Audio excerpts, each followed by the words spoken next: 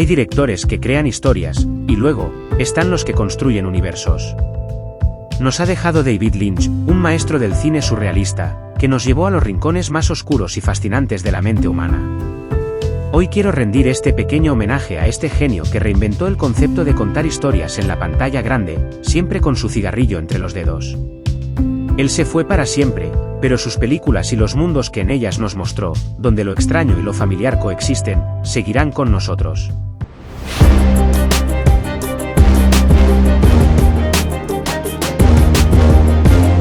David Keith Lynch nació en Missoula, Montana, el 20 de enero de 1946. Director de cine, guionista, artista, actor y productor de música electrónica. Su actividad artística se extiende al terreno de la pintura, la música, la publicidad, la fotografía y el diseño de mobiliario.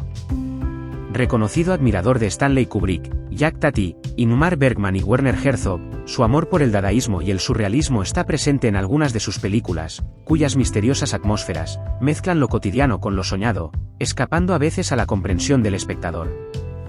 Lynch destacó como uno de los pocos directores con un estilo auténticamente personal. Fue el arquetipo del muchacho estadounidense de clase media. Según Thierry Jousse, redactor de la revista Cahiers du Cinema y autor de un libro sobre Lynch, cuando habla de su infancia Lynch la describe como una etapa idílica, una especie de permanente sueño despierto, cuyo único aspecto problemático fue, sin duda, una forzada vida nómada. David nació con un pie deforme. Sus impulsos artísticos fueron tempranos y asistió al Corcoran School of Art en Washington D.C. mientras terminaba sus estudios secundarios en Alexandria, Virginia. Después se apuntó al School of the Museum of Fine Arts de Boston durante un año. Viajó a Europa en compañía de su amigo y colega artístico Jack Fish. Sus planes eran estudiar expresionismo con el austríaco Oskar Kokoschka, que fue uno de sus principales referentes artísticos, durante 3 años. Pero, Lynch regresó a los Estados Unidos al cabo de solo 15 días. En 1966, se instaló en Filadelfia, y asistió al Pennsylvania Academy of Fine Arts. Su primer corto recibió el título de Six Men Getting Sick, 1966. Él lo describió como 57 segundos de desarrollo y pasión, y 3 segundos de vómito. Con esta pieza ganó el certamen anual de la Academia. Este pequeño éxito le permitió abordar su segundo cortometraje, The Alphabet. A partir de 1970, Lynch se centró exclusivamente en el arte cinematográfico. Consiguió un premio de $5.000 del American Film Institute por The Grandmother.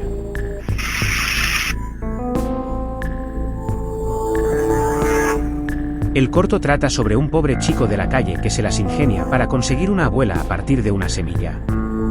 Esta película de 30 minutos muestra muchos de los patrones característicos en su cine de madurez, incluyendo un sonido perturbador y envolvente y una potente imaginería enfocada a los deseos y al inconsciente reprimido, todo ello lejos de los métodos tradicionales de narrar.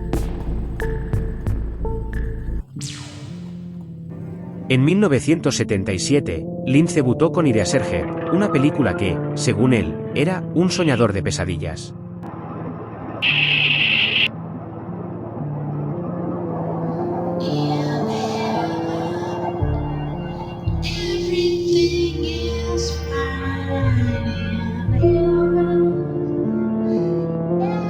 Filmada con un presupuesto mínimo y mucho café, esta obra experimental tardó 5 años en completarse. Dato curioso, Lynch vivía en el set mientras la filmaba. La película fue tan desconcertante que ganó el título de favorita entre directores como Stanley Kubrick.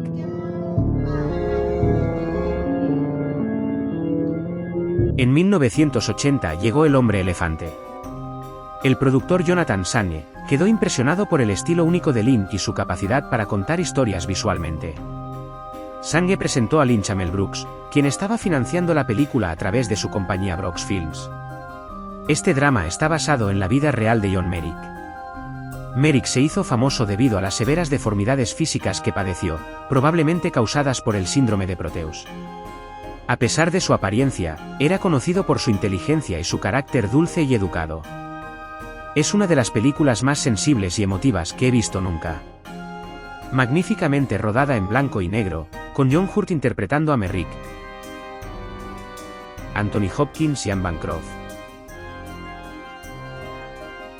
Las interpretaciones, la ambientación y la banda sonora a cargo de John Morris hicieron de esta película una obra maestra incomparable.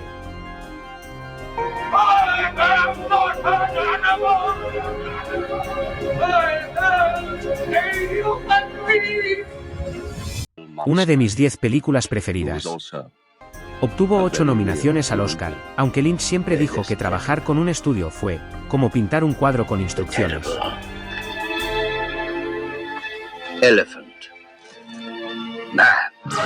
Dune, 1984, fue su primer desastre de taquilla. El productor Dino De Laurentiis puso en las manos de Lynch el dinero necesario para llevar a cabo el proyecto, pero no se llegaron a entender entre ellos.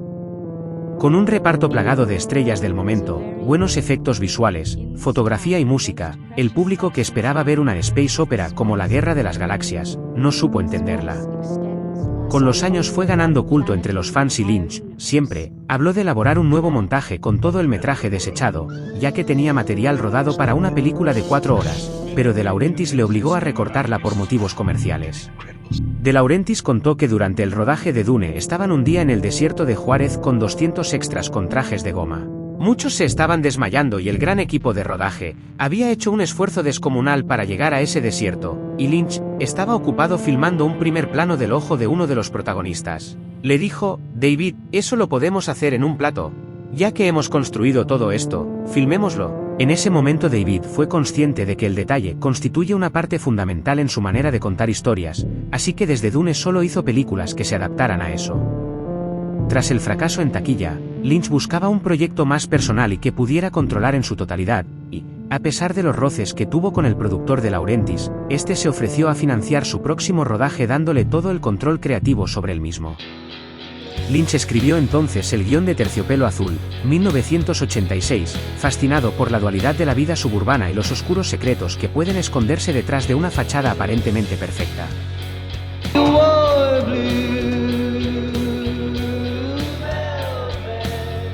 Blue Velvet se convirtió en una de sus obras más aclamadas, consolidando su estilo único y su reputación como cineasta visionario.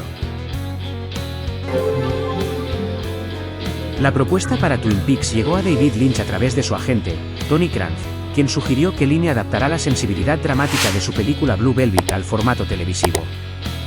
Lynch se asoció con el guionista Mark Frost, y juntos crearon la serie que se estrenó en 1990. Twin Peaks supuso una revolución en la televisión. La serie combinaba elementos de misterio, drama, surrealismo y lo sobrenatural, lo que la hizo única y diferente a cualquier otra serie de la época. La trama se centraba en la investigación del asesinato de Laura Palmer en el pequeño pueblo de Twin Peaks, desvelando los oscuros secretos de sus habitantes. Para Lynch, Twin Peaks fue una oportunidad de explorar su estilo surrealista y narrativo en un nuevo medio. La serie le permitió experimentar con la narrativa y la estética televisiva, y se convirtió en un fenómeno cultural que influyó en muchas producciones posteriores. La serie demostró que había un mercado para programas de televisión desafiantes, diversos y creativos. Twin Peaks es considerada una de las series más influyentes de su época. Lynch simultaneó la producción de Twin Peaks con el rodaje de Corazón Salvaje. Basada en la novela homónima de Barry Gifford, la película es una mezcla de romance, crimen y comedia dramática, y sigue la historia de una joven pareja que huye de la madre dominante. Con referencias a El Mago de Oz y Elvis Presley, en esta ocasión, Lynch decidió cambiar el final de la novela para adaptarlo a su visión de los personajes principales. A pesar de las reacciones mixtas en las proyecciones de prueba debido a su contenido sexual y violento, Corazón Salvaje ganó la Palma de Oro en el Festival de Cine de Cannes de 1990. Después de esta, Lynch continuó con la segunda temporada de Twin Peaks para la televisión y en 1992 realizó el spin-off de la serie que se estrenó en cines. Los años 90 y 2000 fueron el periodo más experimental de Lynch. Carretera Perdida, 1997, nos dio más preguntas que respuestas. Está inspirada en una experiencia personal. Lynch contaba que un día, estando en su casa, recibió un mensaje en su intercomunicador que decía, Dick Laurent está muerto. Este incidente se convirtió en la escena de apertura de la película. Dick Laurent está muerto. El film no fue bien recibido por la crítica en su momento y no obtuvo premios importantes. Sin embargo, Con el tiempo, ha sido reevaluada y ahora es considerada una obra única y valiosa en la filmografía de Lynch. Contiene algunas de las imágenes más inquietantes de su carrera, como las cintas voyeuristas y las secuencias de sueños alucinantes de Fred Madison. En 1999, Lynch sorprendió al mundo con Una historia verdadera, una película tierna y conmovedora basada en hechos reales.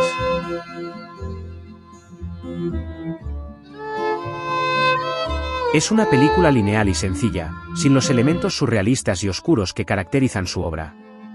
Es, irónicamente, su obra más accesible.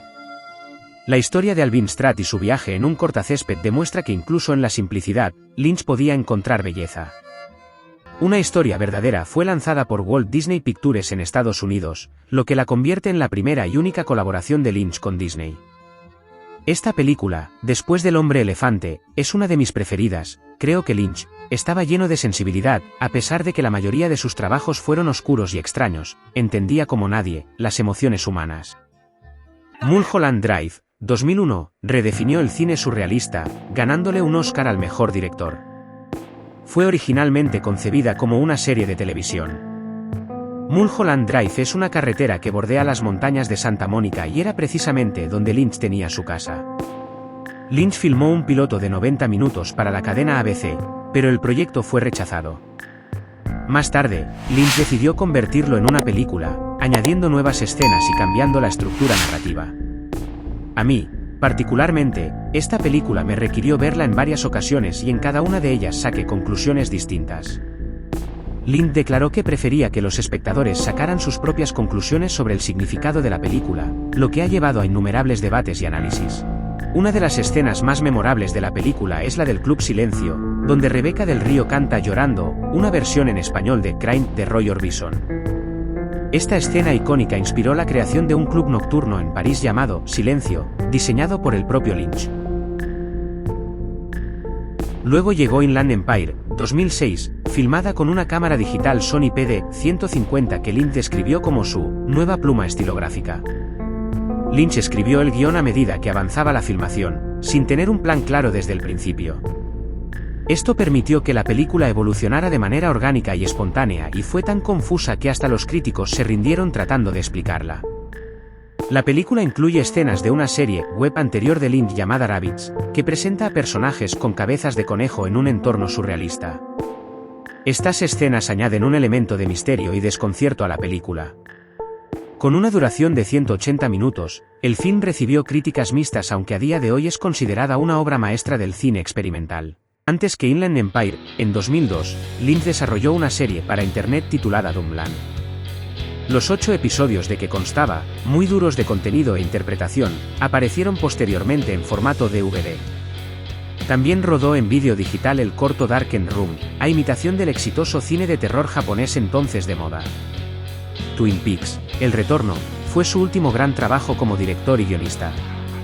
La serie tiene 18 episodios y se estrenó en Showtime el 21 de mayo de 2017.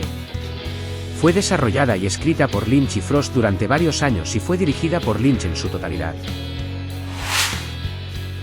Numerosos miembros del reparto original reaparecen en la serie.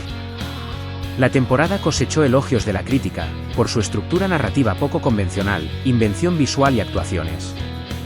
Rolling Stone, The Washington Post y Esquire lo nombraron el mejor programa de televisión de 2017. El eslabón entre Twin Peaks y Corazón Salvaje, Lynch también experimentó con el teatro creando, junto con Angelo Badalamenti, el espectáculo musical industrial Symphony número 1, El sueño de los corazones rotos, en la que canta Julie Cruz y actúan varios actores de Twin Peaks, así como Nicolas Cage y Laura Dern. Lynch confesó que la obra reflejaba una relación sentimental rota. El director produjo en 1990 un vídeo de 50 minutos sobre la obra. El enfisema pulmonar que sufría le impidió seguir trabajando, cualquier esfuerzo le suponía quedarse sin aire. La última vez que pudimos verle en pantalla fue interpretando a John Ford en la película de Spielberg Los Fabelman. Fuera del cine, Lynch era un amante del café, los cigarrillos y la meditación trascendental. Llegó a decir que muchas de sus ideas vinieron mientras estaba en un estado de paz absoluta. Rodó varios videoclips musicales a lo largo de su carrera para Chris Isaak, Michael Jackson,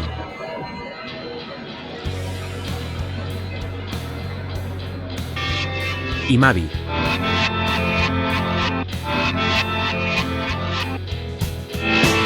Y para grupos como Nine Inch Nails.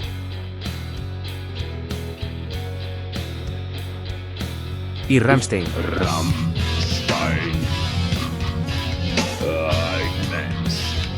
Y en su faceta musical tocaba la guitarra y le gustaba experimentar con la caja de ritmos. Su álbum Crazy Clown Time es tan raro como su cine. Este pequeño repaso a su carrera es mi modesto homenaje a este grandísimo, original y profundo creador. Ojalá este vídeo os anime a repasar su obra, si ya le conocéis, y si no que descubráis sus trabajos y disfrutéis con ellos. Gracias David.